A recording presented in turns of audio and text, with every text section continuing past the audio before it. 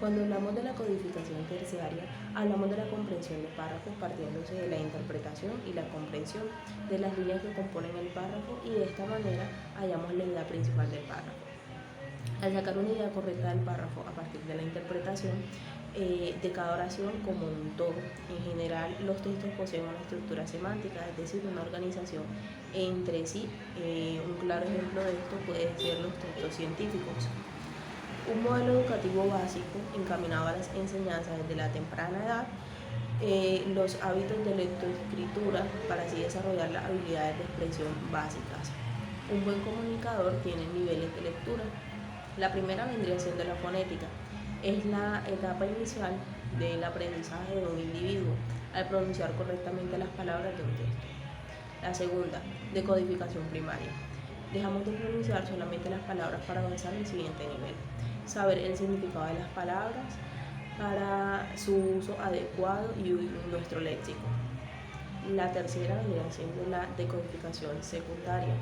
Sabiendo ya el significado de las palabras y su uso en el texto, se pasa a un nivel más avanzado, la interpretación de frases y oraciones para obtener la idea concreta.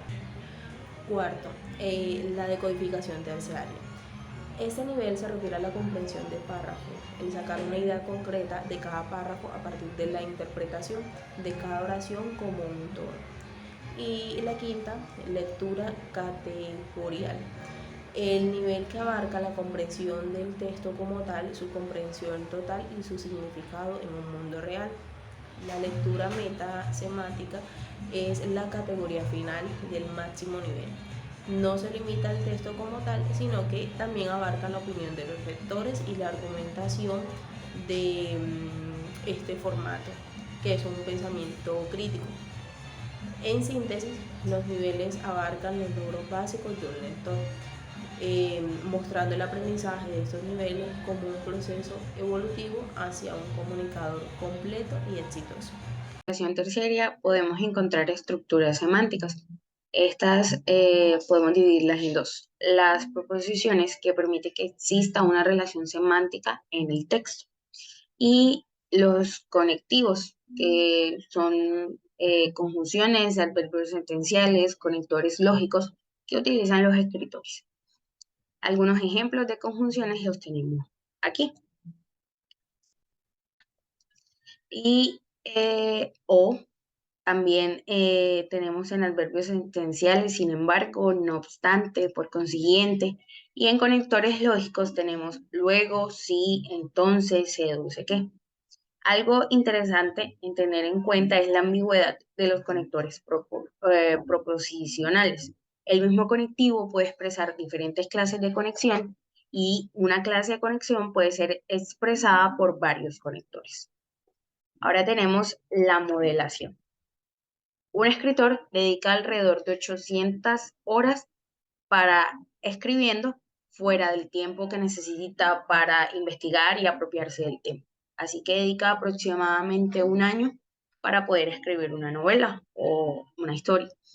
Pero los lectores en ocasiones utilizan 2 o 3 horas para captar solamente el tema general de toda la historia. Y esto se debe a los malos hábitos de lectura. Una cosa es comprender de pronto el tema general de la historia, y otra muy distinta, similar. ¿Cómo podríamos definir asimilar? Definimos asimilar como el conocimiento que se comprende y se almacena y se incorpora en la memoria, y que cuando queremos recordarlo podemos hacer porque lo hemos asimilado. Ahora, leer es uno de los mecanismos en los que aprendemos y asimilamos nuevos conocimientos. Y algo que nos permite hacer eso es la modelación.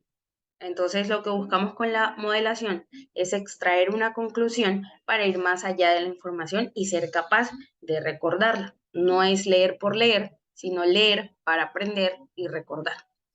Ahora, ¿cómo lo hacemos? Convertimos la estructura proposicional en un modelo gráfico. Esquematizamos y sintetizamos las ideas emitidas en la lectura. Tenemos un ejemplo aquí acerca de la decodificación terciaria y cómo utilizamos la modelación. Aquí tenemos 10 proposiciones. El hombre vio la necesidad de contar, necesitaba un instrumento que le ayudara en sus cálculos. El hombre primitivo contaba con los dedos. El hombre primitivo contaba con una bolsa con piedritas. Antes utilizó marcas y señales. El ábaco se inventó hace unos 5.000 años. El ábaco fue un gran invento. El ábaco surgió en el lejano oriente. Posibilitó realizar operaciones de suma y resta mecánicamente. Un calculista de ábaco ganó a una computadora a fines de los años 1940. Entonces, si nos damos cuenta, estas 10 proposiciones, pues algunas de ellas tienen la misma función, transmiten la misma idea. Todas no nos las podríamos grabar, pero lo que podemos hacer es esquematizar y sacar las más importantes. Por ejemplo, podemos resumir todo en 2 proposiciones. En su momento, los métodos empleados por el hombre para calcular fueron insuficientes. Se requería uno más potente. Y la segunda sería el ábaco, mecanismo que facilita sumar y restar, se inventó en Oriente hace 5.000 años. Entonces, resaltamos el motivo por el cual el ábaco fue creado y eh, resaltamos cómo, para qué se utiliza y dónde fue creado. Ahora, ¿cómo podríamos graficar esto? Entonces, a fin de saber cuál es la función del ábaco, pues la describimos aquí, dónde se creó y en qué año se creó. Así podemos recordar la información y habremos aprendido y habremos estado utilizando la modelación.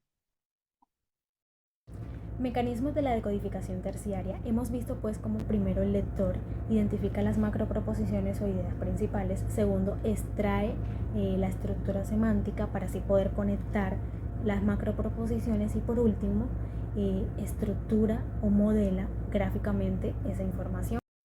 Mientras que la decodificación primaria inicia transformando palabras en conceptos, la decodificación terciaria finaliza en captar la idea principal del texto. Las macroproposiciones corresponden a proposiciones esenciales entre proposiciones esenciales. Ahora, para extraer las macroproposiciones, el lector debe tener en cuenta la estructura semántica del conjunto. Para descubrir la estructura semántica, el lector debe explicitar las relaciones entre las varias macroproposiciones de un texto, tal como expone Miguel de Zuviría. La estructura es un conjunto de macroproposiciones ordenadas. Por último, el mecanismo terciario de modelación se ocupa de resumir de la forma más gráfica posible la estructura, sí, las macroproposiciones con sus respectivas relaciones.